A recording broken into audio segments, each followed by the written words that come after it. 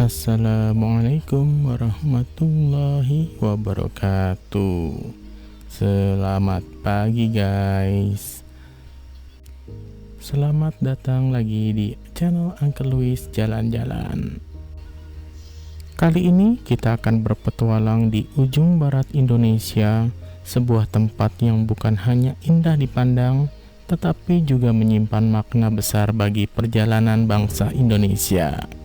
Dari tempat kita menginap di Freddy Sumur 3 berjarak sekitar 30 km dengan waktu tempuh sekitar 50 menit berkendara. Inilah monumen 0 km Sabang, titik awal Nusantara, sebuah penanda geografis yang menjadi simbol persatuan dari ribuan pulau yang terbentang dari Sabang sampai Merauke.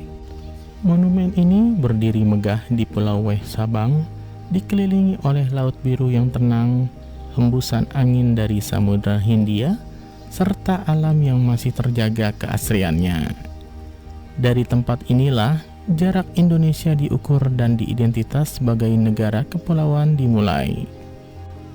Melalui sudut pandang udara, kita dapat melihat monumen 0 km bukan hanya sebagai bangunan, melainkan sebagai saksi sejarah, tempat wisata ikonik dan simbol kebanggaan bagi masyarakat Aceh serta bangsa Indonesia.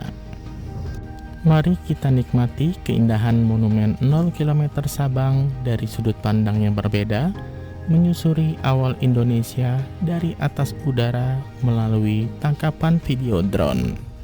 Check this out.